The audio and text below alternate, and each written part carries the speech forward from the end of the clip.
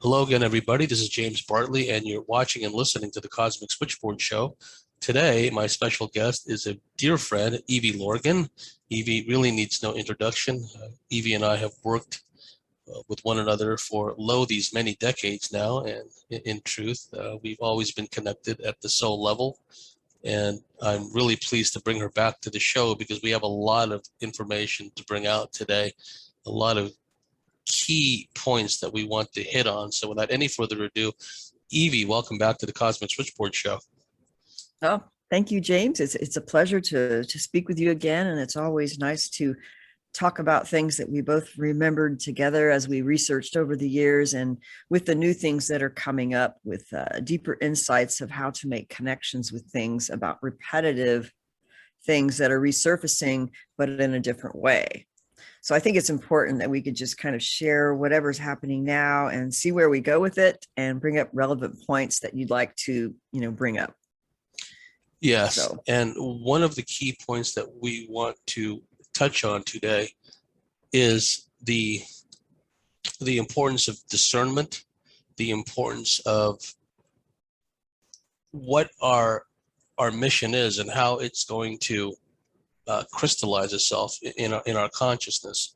Speaking from an alien abductee MyLab perspective, a lot of us have undergone preparation, if you will, for one of a number of different contingencies that were supposed to unfold sometime in the future, right? And one of them was a tyrannical global dictatorship descending down upon the whole planet, right? Which we're seeing play out right now.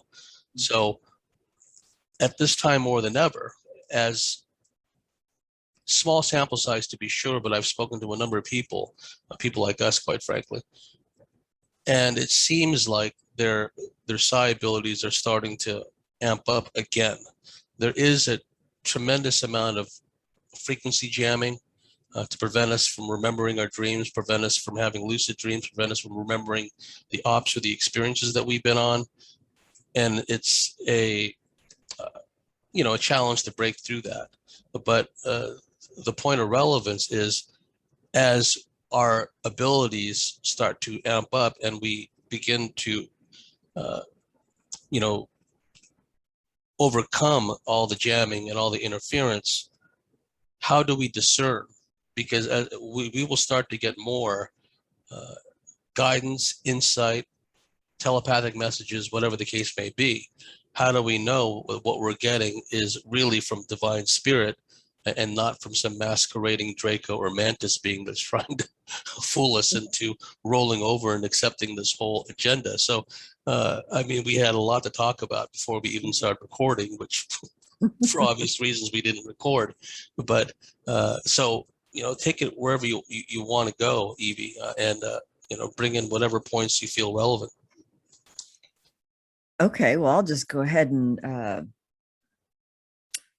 say that what had come up for me this week, and actually what we discussed earlier, was how in the past, in certain alien love bite cases, in my original love bite book, there was a case named John and Nadine. Okay, and it was actually two couples who were involved with each other, and two of the individuals in two different couples were the alien abductees who were set up with each other through a series of interactions and orchestrations and events where there was clear signs and signals of alien interference, as well as their technologies of surveillance and influence, missing time, and the classic alien abduction markers that we knew from, let's say, the early researchers such as Bud Hopkins and Whitley Strieber and Dr. Carla Turner and Barbara Bartholek and myself, where we actually come to recognize the markers and the signs and symptoms of someone who's had lifelong alien visitations or abductions, depending on their situation. So in this particular love bite case, in the love bite book, because so many of them are chock full of information that I even review over the years, and then I see similarities that start popping up later, 20 something years later, that is often overlooked by current researchers. or people they just don't know because they have a short memory of, let's say, the lesser known researchers who didn't hit, let's say, their fame years or get the large scale opinion of the majority, what appears to be the majority. And this seems to be something that I think has come up where, you have I don't want to call it mainstream, but let's say something in the bell curve where you have a larger segment of the population that will tend to agree with a certain researcher or a certain perspective or narrative about even the alien abduction phenomena or the truth movement. And then you might have a few researchers who are more maybe on the fringe or the margins. They're not the super popular ones who had their, 2 years of fame or 15 minutes of fame or whatever it is, who have key truthful elements that are often overlooked or omitted or just not really taken seriously, such as the things that Dr. Carla Turner brought up and Barbara Bartholick and myself and you. So anyway, to make a long story short, the reason why I brought up this case of John and Nadine, which is on page 144 of the Love Bite book, had to do with 2 abductees who were set up together as children. And they actually lived a block from each other when they were growing up, and then didn't really know each other as kids consciously, right? And then met later as adults who were married to other partners who worked together at the same company. And then the interconnections and the memory activations occurred as they met each other. And also there was an activation, because we talked about the activation will happen sometimes where the memories come up suddenly. And for this John male figure, and I don't think that's his real name, when he saw the communion book, no, it was a Debbie Jordan book that was the Bud Hopkins book. And in that book, there were symbols, alien symbols, and also that had to do with musical tones. And so when he heard certain musical tones and saw the alien symbols, it activated memories of abductions and missing time, which proceeded into the next phase of his life where he would meet the Love Bite setup partner. Okay. So long story short, they kind of go through these dramas where, they're 2 different couples married to 2 different people, then they meet and they have memories, and then he has a strong telepathic and intuitive connection to the one he was pre-bonded with in childhood and teenage years. And one of the reasons that the aliens told them, which was really not well understood, but we realize later now, that it had to do with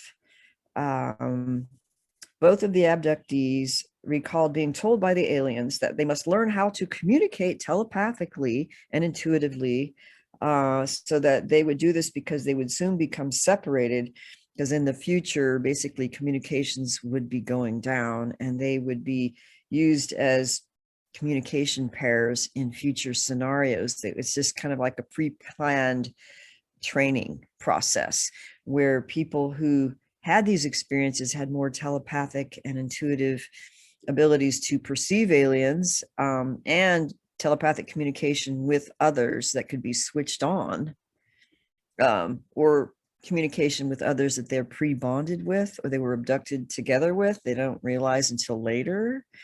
So some of that I think is starting to come up now. And I was reminded of that based on a case that we knew together, the Dan Sherman case, who was a military abductee who was trained by both military and direct gray alien handlers who trained him specifically for intuitive communication that was tested along with military to be used not only for current, whatever he was being used for, but for future communications when the communications would go down in the future.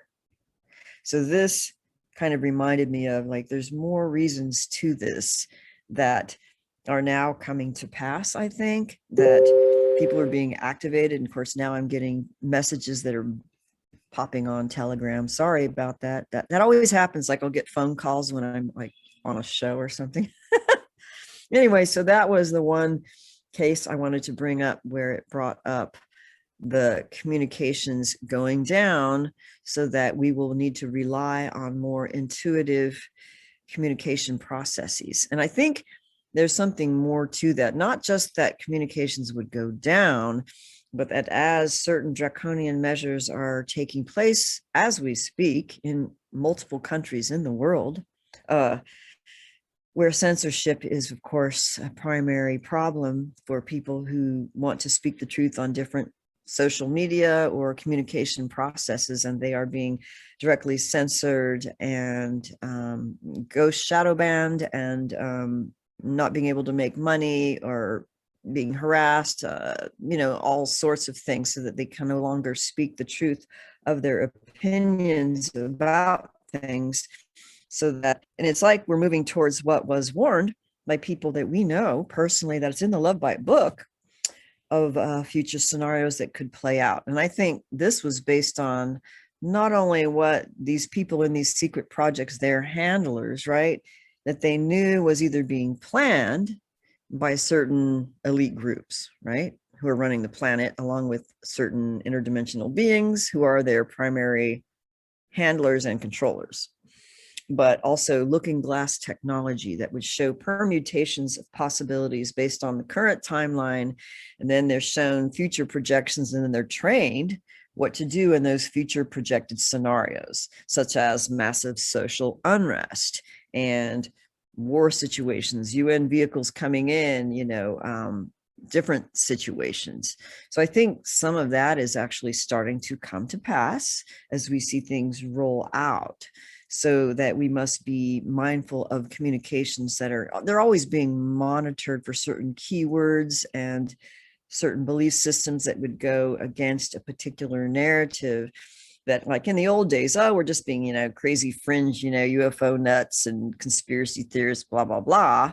But with certain laws that have been implemented, now they will be perceived as something that would be perceived a threat in another capacity, which could throw us into camps of concentration camps, or to be concerned a threat.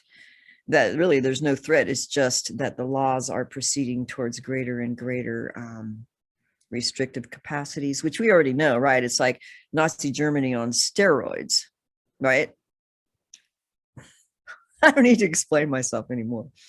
So what do you say about that, James, in terms of what we both remember with the people that we know, things that they were shown about the future and how it's playing out? The importance of maintaining comms. For example, satellite phones are all the rage now. And thanks to the dedicated efforts of some investigators, podcasters, what have you, pointing out the importance of these, right? And it just goes to underscore the whole importance of maintaining comms with people you need to maintain comms with when the phone system goes down and when the grid goes down. We were working back in the day on different means of maintaining comms psychically.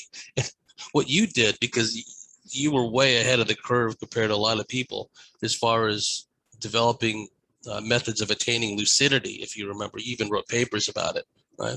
And then one of the things that you did was, when you become lucid, and there were different cues that you set up for yourself to cue you into lucidity in a dream. And when you became lucid in a dream, you would do things like you would manifest a telephone, you would call me up, or you would do other things, and then, or like for call me out, for example. And then I would manifest in your particular dreamscape. And on one occasion, I just started telling you all kinds of things, private, embarrassing things, I think even love bite related things, of which I may have been, keeping close hold until, a certain time. But it just goes to show that from a soul group, soul bonded level, and I have no qualms about bearing my soul to you, even at a conscious level, because we're so close. But when you did that back in the day, and then when I showed up, and you even said I was wearing a suit at the time, which was funny because, a lot of presentations I've done over the years, I used to wear suits a lot. So yeah. I pop up and I start telling you all this stuff, and then it goes off in a tangent where I start talking about other things like love bite related stuff, which is kind of embarrassing. Point of relevance is it shows that we can maintain comms in that doesn't require even satellite phones.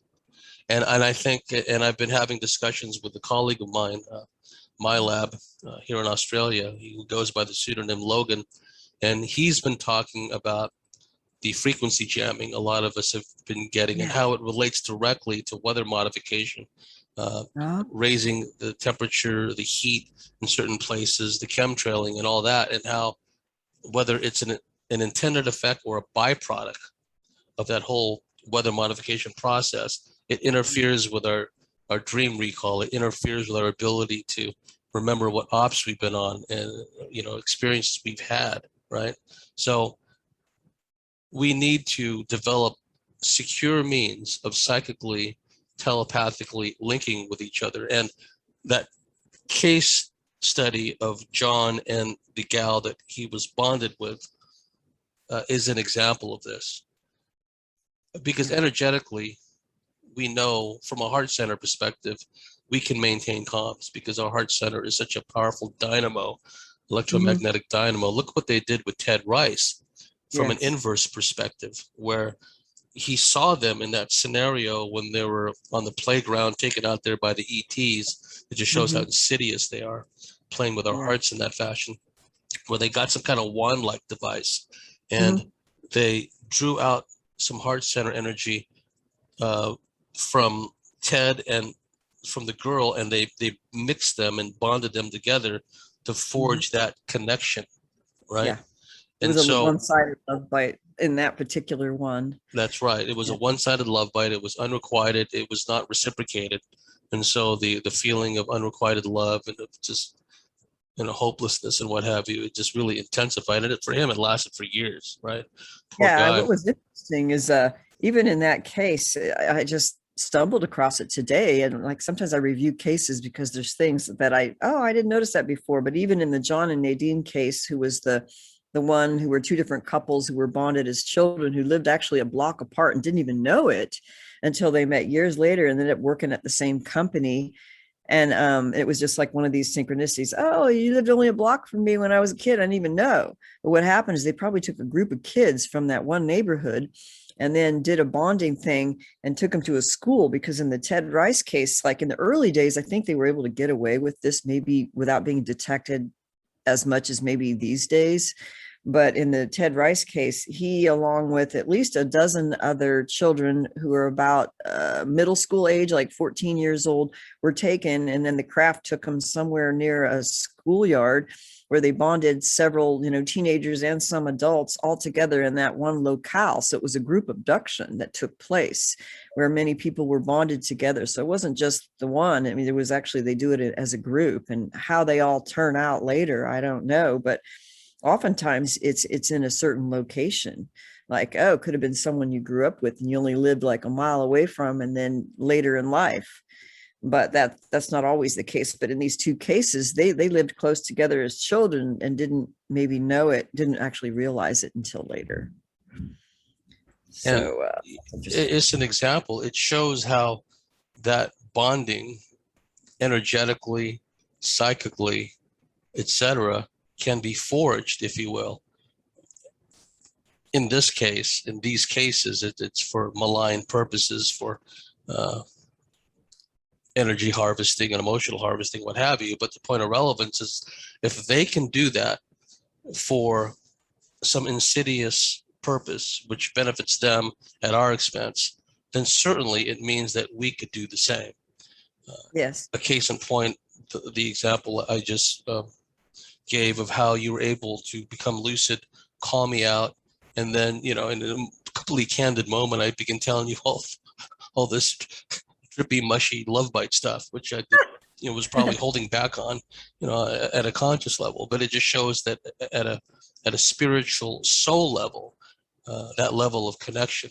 And you brought up the Dan Sherman case, which was absolutely important. To this day, I feel that story just does not get the level of interest and mileage that it should get, because he was an abductee. His mother was an abductee. his mother was inducted into the program, the NSA, Zeta Reticuli, Intuitive Communicator Program. While he was still in the womb, he was being genetically upgraded in order to be able to be an intuitive communicator. From the moment he was born, these shadowy figures would come in and out of his life and interact with his mother, getting him to go to this school, getting him to join the Air Force, sliding him over to the NSA part of the Air Force. Eventually, he winds up in this gray program, which was referred to as Project Preserve Destiny. And the reason it was called Project Preserve Destiny was he was told when he was being briefed into the program that there's going to come a point in time, this is the early 1970s when he was told this, there's going to come a point in time when the grid's going to go down, communication is going to go down, but they're still going to need to maintain comms with at least one particular race of ETs, and in this case, a faction of the Zeta Reticulians, whether it's the same one, that the same group that provided the technology at S4 that Bob Lazar worked on, because in the briefing papers he read, the beings that provided the sport model and some of the other craft at S4 were from Zeta Reticuli. And we know that there has been a long-standing connection between deep black elements of the military and some of the Zetas, right? Yeah. So they even steer them, like, I mean, it's like it starts with being an abductee in the family line, and then they're steered into these alphabet soup agencies, and then sheep dipped into one program that might be like a level up from the deeper program they're in.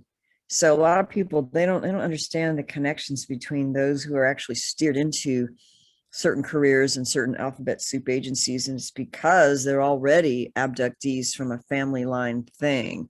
So I don't think this is, so many people think, oh, well, it's all human and it's all MK Ultra, but I don't think that's true. I think that there are direct, quote, alien handlers and controllers who are working with humans who may be intermediaries in projects, but they don't realize that the upper hand goes to these interdimensional beings that are the handlers, at least in many cases, you know. And more surface level type, or what I had previously perceived as surface level type podcasters, investigators, researchers, they're starting to see the non-human element, the non-human controlling factor behind all of this, because they see that there is a blatant anti-human, anti-creation, exterminationist agenda at work that's just come right out into the open.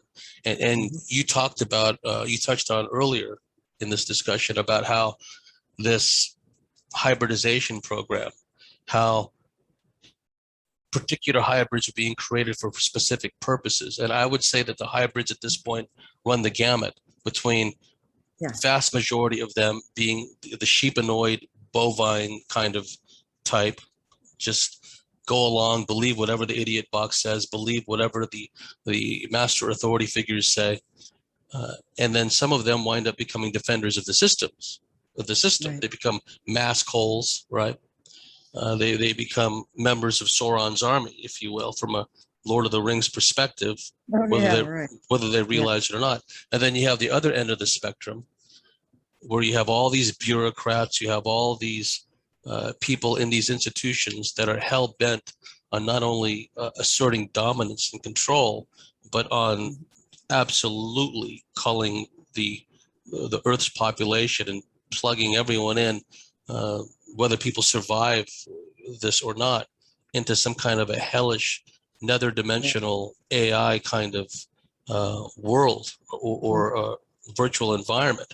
So that's I don't want to interrupt, but that was brought up by Saratoga Ocean. I watch her videos now and then. She has some interesting topics, and she mentioned the AI consciousness versus, she called it alien versus extraterrestrial. Of course, we use different terms based on the behaviors and forms of these beings. But one of the things that she means by artificial intelligence alien that's not human would be It's more anti-life, anti-nature, anti-creation, intellectual, Nazi, technological. There's a energy signature of that, which I can feel, or anybody who has a good heart and soul, who's, let's say, connected to the Holy Spirit or connected to their divine eternal now with love, and they're connected to nature, they're going to recognize the signature of that through primary, psychopathic, narcissistic, super technological, but hell bent on, destruction. And, the usual agendas run by like the super obvious, cabal, black magic types that are run by like, they're not human, right? And that's like the obvious ones, that they have the type of psychopathic, narcissistic, cold, intelligent, lacking a heart, lacking empathy, and not liking life. They're anti-life creation and wanting everything to be hooked up to this neural link of artificial intelligence and blah blah blah. I mean, that's obvious that that's the signature. But this reminds me of what Barbara Bartholomew had discovered in some of the abduction cases, and I won't say all of them, right?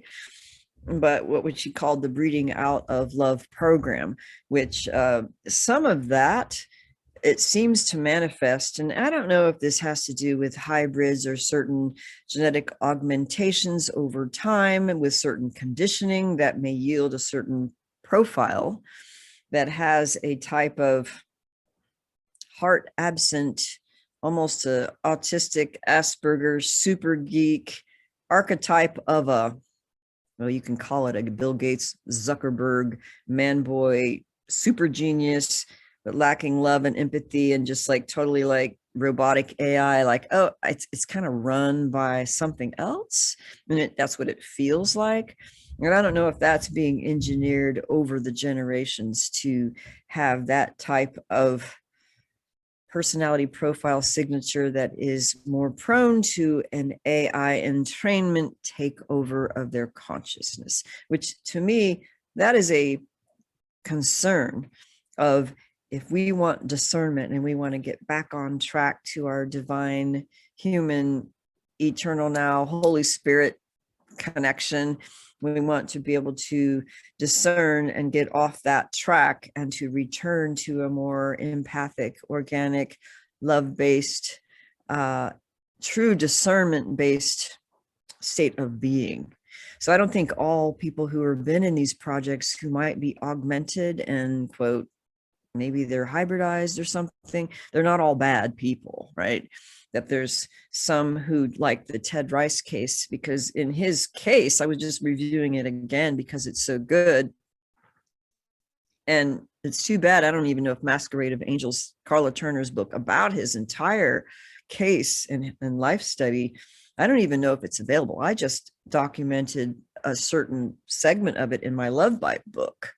But in that, he was told by the aliens who had taken him and cloned him out at 8 years of age, where the tornado came and there was UFO lights in the tornado, was missing time.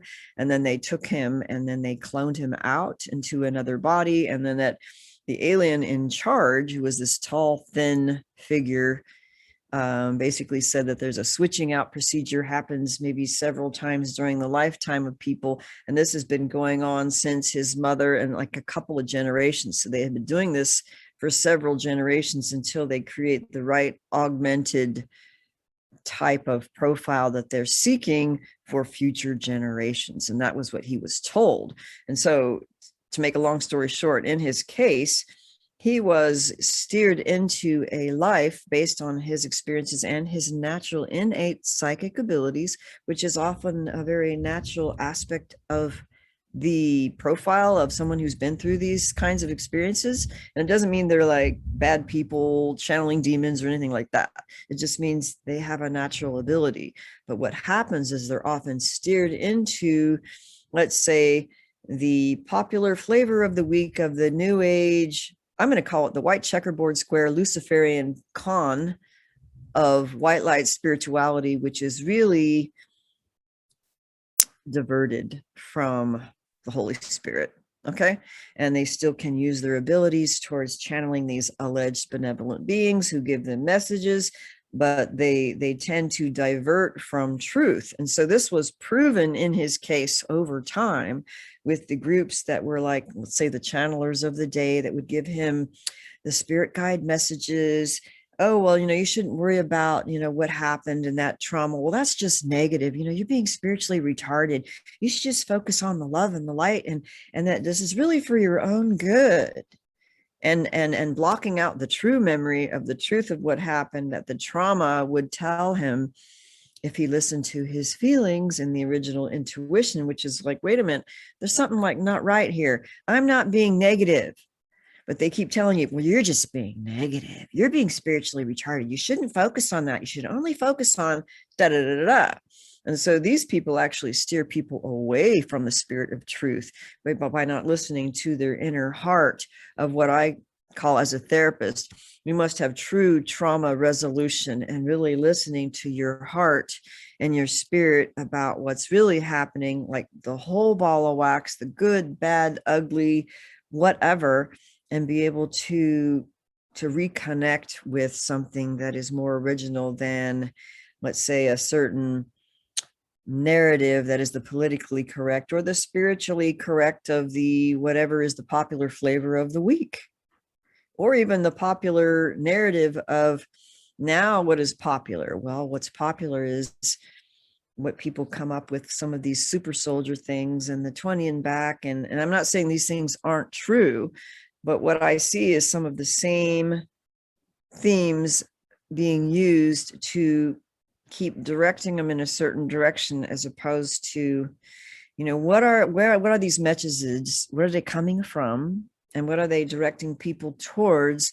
And what kind of belief systems are they trying to direct people towards that could be part of an alien, artificial intelligence entrained belief system that will direct them towards something else that we don't want? So I don't mean to be, quote, fear-based about it. It's just that I can see how this can easily happen if that true discernment and spiritual maturity and trauma resolution does not occur in the way that really needs to happen for people to really uncover the truth of their original beingness. You see what I'm saying?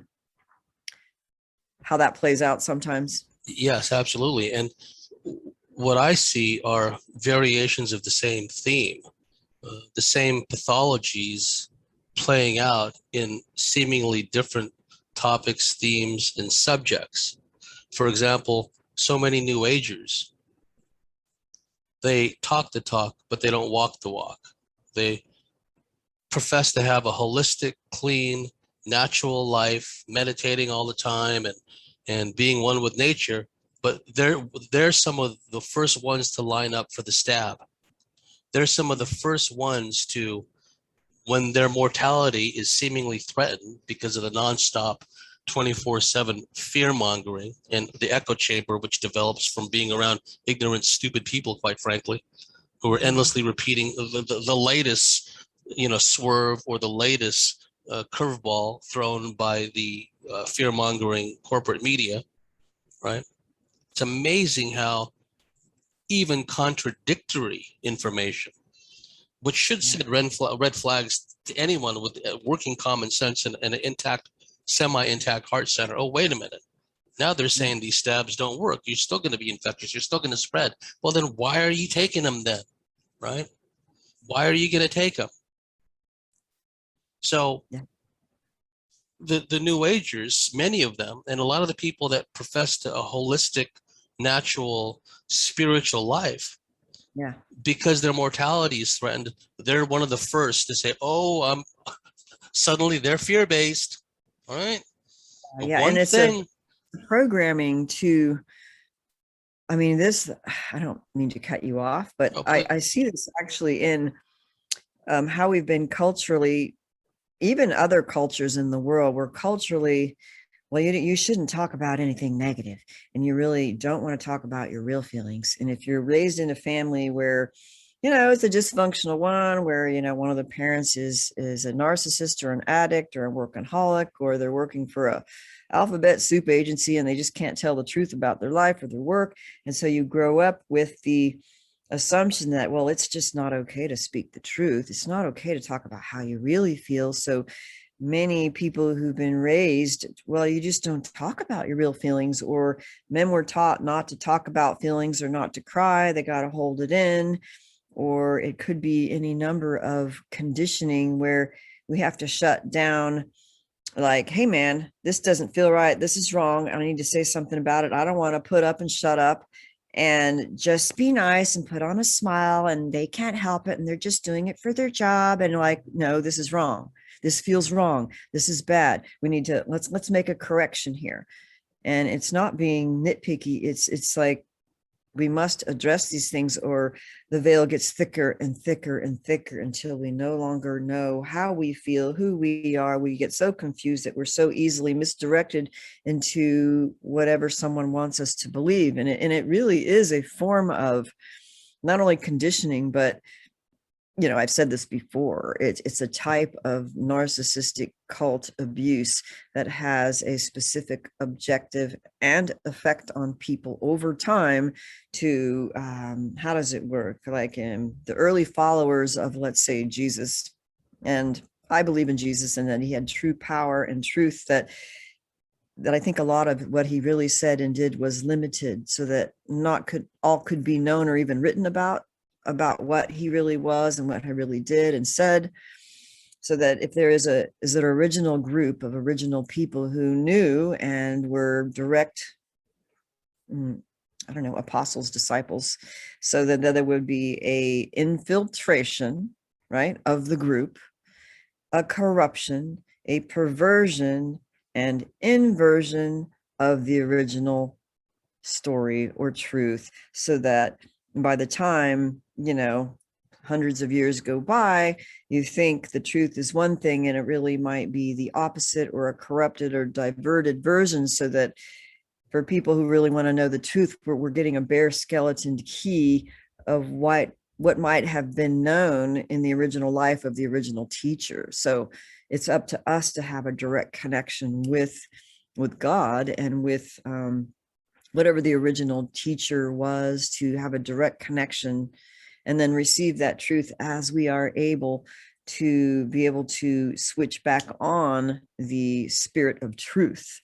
So that goes into discernment of, what do we know about the messages we're receiving, or the visions, or the psychic, we'll receive a psychic message from somebody who's doing a tarot card reading, or a channeler or a healer who tells us this and that. And it's easy to get misled, even innocently, by people who are not direct connected and are actually listening to spin controlled or corrupted, perverted messages by other hierarchies.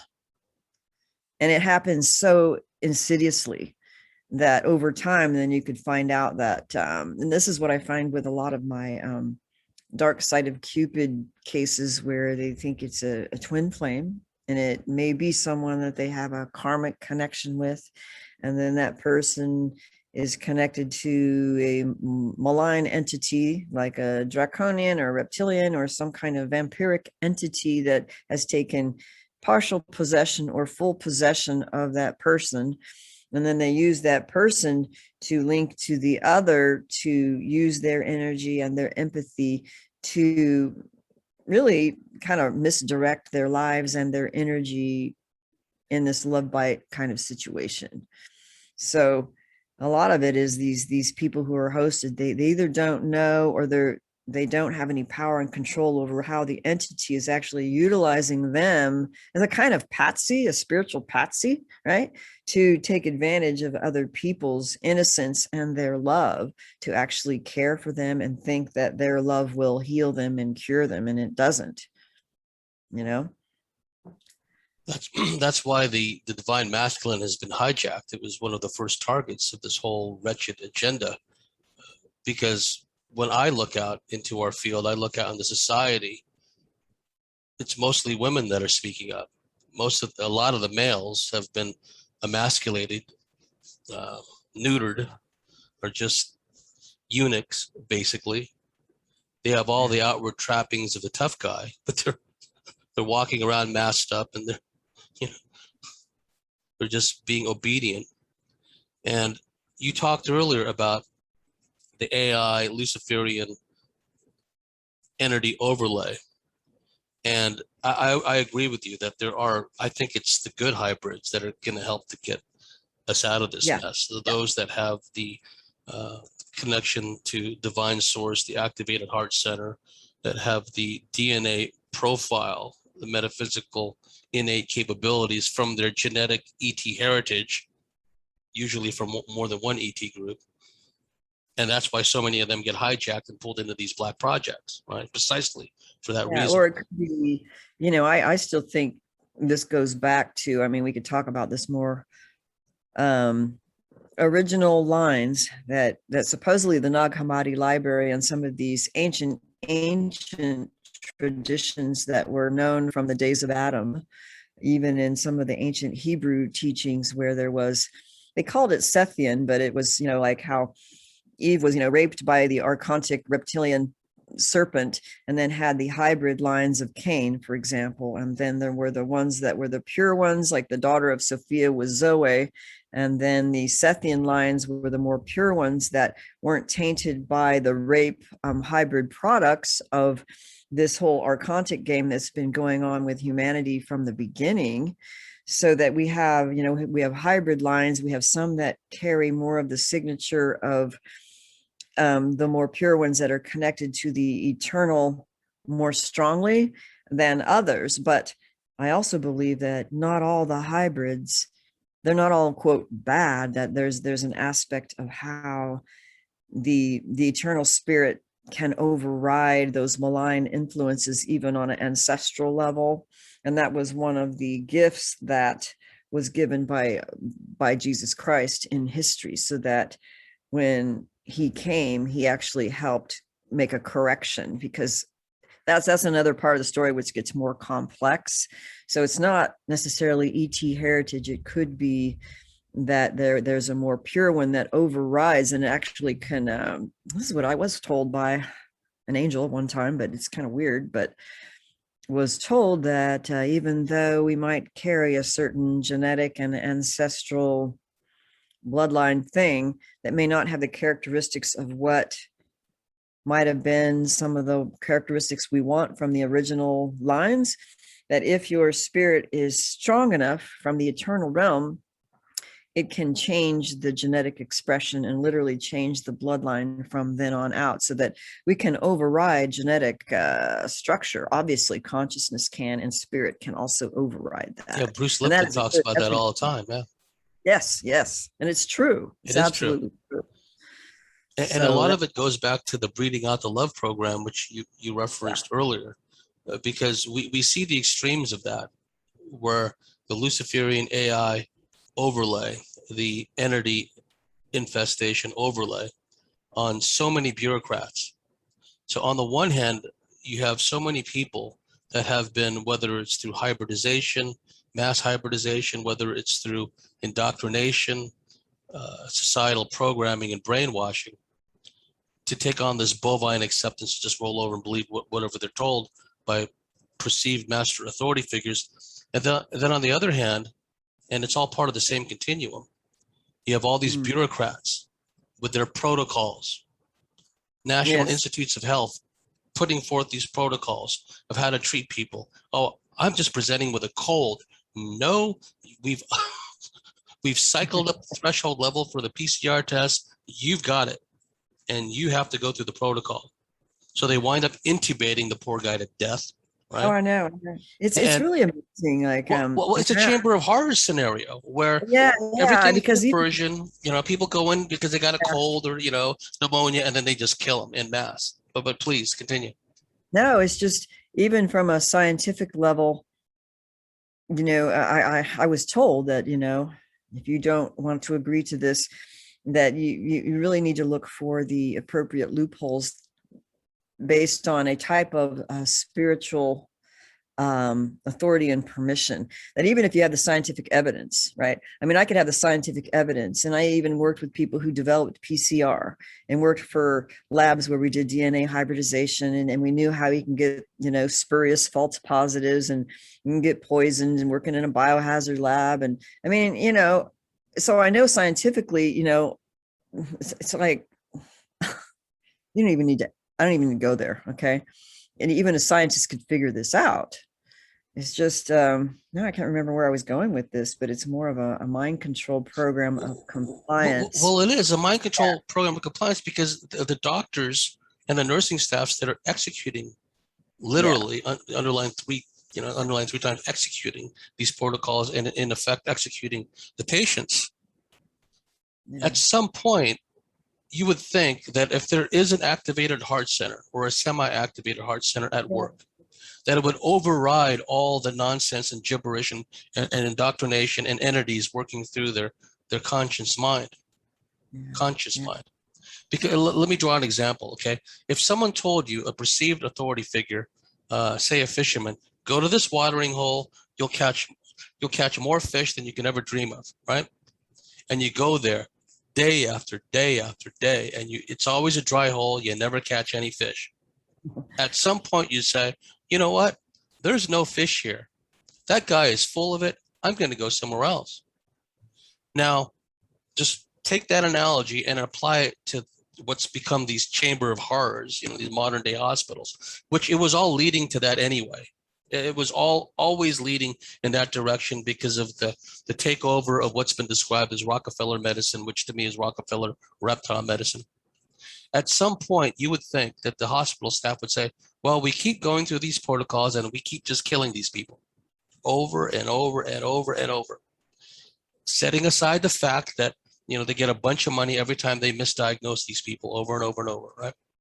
At some point, you would think that just simple human compassion, which I think is what you're referring to when you talk about that original, uncorrupted, undiluted line, where we still have that human compassion, we still have that connection to divine source that acts as an internal navigation, internal compass, a moral compass, right? It's actually a way to create discernment when it is not clear, because even from a scientific perspective, I could understand the confusion even amongst scientists and physicians, because we have red herring science going out there. So there's people who are obfuscating different things, and then there's different factors involved that are not taken in consideration as part of the experiment, so that it appears one way, but then they're really introducing factors that they're not telling you about that may create the appearance of the red herring that will justify certain treatments or certain assumptions of a theory, which is really incorrect, because all the different factors are being omitted from our perception and omitted in a way where people are innocently believing basically what's only being presented. So they're not exactly guilty of not following their Hippocratic oath. It's just that not all the terms and conditions are being laid out on the table, for true observation. There are these built-in erroneous assumptions, right? Yeah. Where people present to these chamber of horror type places for a normal kind of easily treated illness, but because of their programming, their lack of connection to source, their shut down heart center, and their inability, quite frankly, to stand up for themselves, they roll over. They allow their loved one to submit to these protocols. Their loved one dies. And there's almost like this, on some kind of spiritual level, almost this contractual bond between the perps and the would-be victims and the victims. You see, and it ties in with what you talked about earlier about the new age avoidance of anything negative. This has a direct correlation and a direct relation for countless millennia. Many First Nation cultures around the world have these taboos, and the taboos run all across the board. If you're a fisherman or if you're a hunter, you can't do this, because if you do this, then the animals won't come. They won't get caught up in your snare. So don't do that. Okay, that's negative magic, so to speak, right? And it's like these taboos are all in place. They've been there in the subconscious at the soul memory level all along. So it gets transmuted into the New Age movement. So they don't call them taboos when you want to talk about anything negative, right? But they are taboos. And the same thing applies to these so-called treatments, right? It's taboo to question an authority figure. Or shaming. Or shaming. So because the authority figure takes on the mantle of the high priest. It takes on the mantle of the person who literally, because of the ego activation, narcissism, and I worked in medical education. I've seen these residents, right? I've interacted with them, and right from the get-go, they've got the God complex, power over life and death, and just how it just powers them, and just the ability to make decisions and do things, which means life or death for people, right? So what happens is, continuing in this ongoing example, the doctors and the medical staff, because of this indoctrinated, programmed AI narcissistic overlay going on, no, the protocols are the protocols. You got to go through it. Patient dies again and again and again, and because there's no connection, because they've been totally taken over, right, by AI, Luciferian entities, what have you. It's like next. There's no emotional consequence because they're lacking the frontal lobe capacity. They have no compassion. Everything is all about control. Everything is all about giving vent to their narcissistic personalities, with the entities pushing everything behind. So normalized, the whole they've narcissism. normalized it. So at some point, no one's saying, well, this doesn't seem to be working. We go through these protocols and they keep dying, right? So right off the bat, you see that it is a Luciferian system, an anti-life system, an anti-creation system. And that is a big part of the problem that we're dealing with. This inability to discern simple things like right and wrong, right? It's just absent. Yeah, in fact, that was something that was brought up by someone I had interviewed years ago that you know very well, that the conditioning was to basically turn around the moral compass so that it was a more easy takeover of the person to be utilized for the agenda as an operative, or however that, like even in torture in the MK Ultra and some of these programs, they try to take that out of you so that you make a better assassin kind reverse of thing. The moral compass. And basically. It's really sad because not everybody would want to do that, and a lot of times they are forced, and it's not their fault, and they could come back to their senses and turn around. But I think it is a heart thing, and there's something about a lack of discernment that, I think there's biblical things like a delusion is put over the minds of people to actually make sense of and not actually perceive something that is obvious right in front of them, because the heart, wisdom, natural awareness of the eternal spirit, which the Holy Spirit can indwell in, is not present. So you're easily shifted to that archontic artificial intelligence narrative. It's almost like a deductive reasoning, but it becomes insane, and it becomes more and more narcissistic and psychopathic over time. But we're not really seeing it play out. A lot of people, they're not recognizing it. I mean, it's not just quote New Agers, because I've seen this in other belief systems, other cultures, other personality types, where it's either their destiny to do what they're doing because of who they are and what their original soul purpose is, and then other people, they wake up and we're on a different trajectory. And we can talk about that more in terms of what I think is the consequence of making certain choices that aligns with what would be the artificial intelligence narrative, following orders into that future. Yes, because nothing is written in stone yet. And there's nothing to stop all these people that have allowed themselves to be stampeded over the cliff. The problem is so many of them, so many of the latter, want to drag everyone else with them too, right? Oh no, I Misery want, loves company. what's Isn't that? that right? Misery loves company. They Misery don't loves want. company. Oh, I'm in fear for my life. I want to be saved. I want to drag you down into the abyss with us, right? And fear, animalistic fear, will do that. And the constant fear mongering is shunted people, has shunted people into the art complex, into a lower frequency bandwidth, if you will, into their headspace, which is a happy hunting ground for all these entities. Look what's happening for people who've taken the stab. Many of them are saying, I no longer feel a connection to God. I'm hearing these voices in my head. Well, surprise, surprise, right? Among other things. And in the time we got left, and I want to touch on this because you brought it up briefly during this discussion, and the time we have left in this first segment. And we talked more about it in depth prior to recording. We see the same themes, the same pathologies that have played out in the New Age movement, which really has a direct correlation and harkens back to ancient taboos going way back when. You don't do this because something, as a consequence, something bad will happen. And fast forward to the New Age movement, don't talk about anything negative because it'll be, and then the entities working through all these psychics and all these other people that are malignly influenced are reinforcing that message, right? Their guides, so to speak. That's what they try to do to Ted Rice.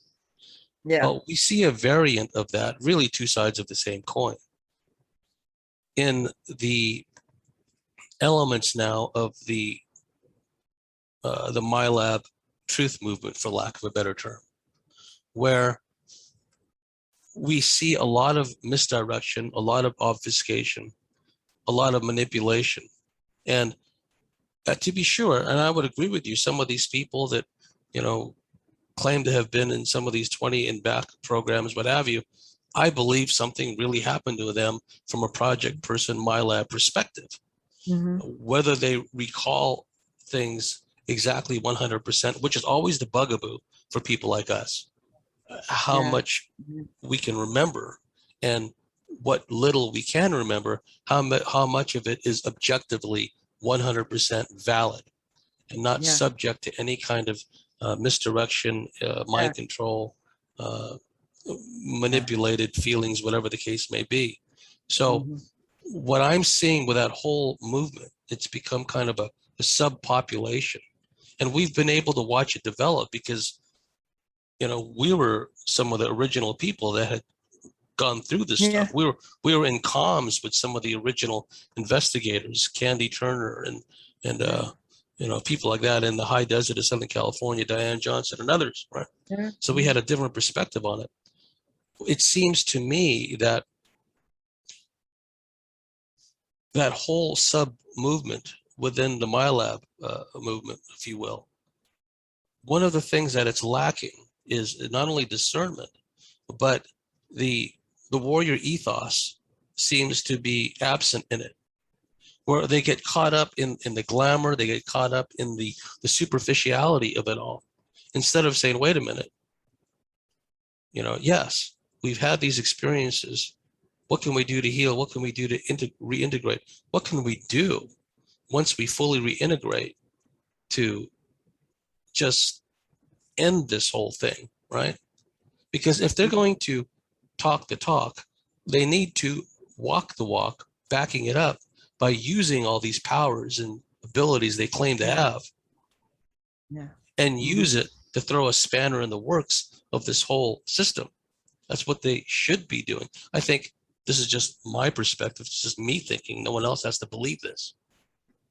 But if one really has these latent metaphysical powers, at some point, instead of just constantly allowing themselves to be utilized as a tool, as a pawn, to advance this Luciferian AI agenda, and glorying in that, ooh, I was part of this woo-woo mind control project, at some point, one should say to himself or herself, you know what? I'm going to reintegrate, I'm going to heal, and they're going to be sorry they ever pulled me into this program. because I'm going to make life miserable for them. I'm going to dismantle. I'm going to disrupt this whole system, right?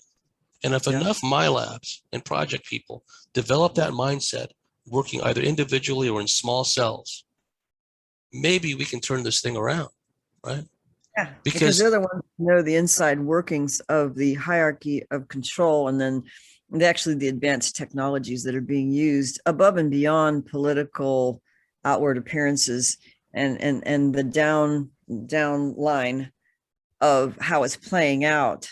So that's what I see is missing sometimes, is that, you know, we see the political play out and it's, you know, communist that or socialist that, or, you know, and they see it within the lower level, the five senses kind of way of viewing it. And then they're not being able to see it from other perspectives. So, or maybe just applying, I think, certain spiritual laws to how they got where they were got. Like, I think there's certain spiritual permissions and doorways which allowed them to get into these projects in the first place, and that they're lacking the knowledge of how that takes place, and then they're believing the narratives of what maybe their handlers and controllers tell them about history and about, well, the true nature of the universe. Well, how do you know if what they're telling you is true if they've been torturing you all your life, you know, as a operative in these dark fleet or whatever it is? Yes, they're completely lacking credibility. This is the history of the universe, and, you know, Jesus was really a false narrative and this and that. And they always seem to like steer you away from the Holy Spirit. And then this whole other huge narrative of the universe and the solar system and this group and that group. And like, wait a minute, you're like, how's the healing process going of your integration of your eternal now spirit? And is this showing the fruit on the tree of, you know, the humility and the generosity and the compassion and the real supernatural abilities?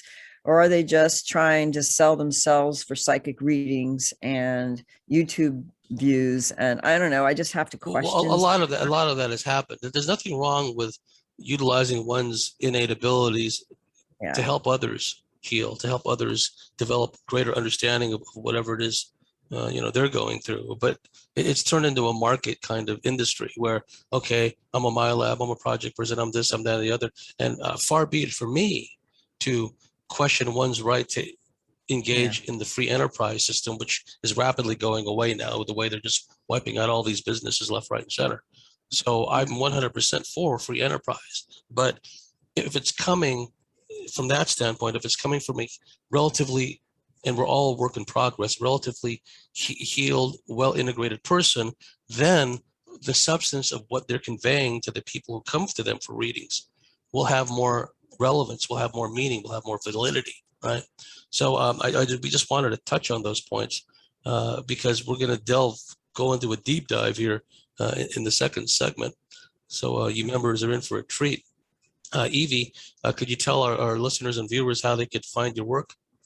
Okay, well, it's simple. evelorgen.com or alienlovebite.com my website is actually a better place. I don't really do a lot of social media, although there is an Alien Love Bite Facebook group, but I don't go often on platforms that I know now are controlled and censored. So it's plus I don't have time. Okay, let's just face it. So, but you can always email me through the contact form on my website if you have questions or if you want to do a session or a consultation.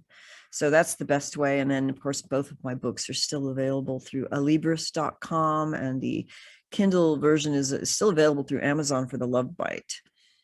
So the Dark Side of Cupid is only available through, I think, Barnes & Noble and Alibris now. So, yeah, but you could always email me for that information. And if you like what we do, if you believe in what we do here at the Cosmic Switchboard Show, please go to the cosmicswitchboard.com, sign up and become a member, and we'll see the members at the top of the next segment.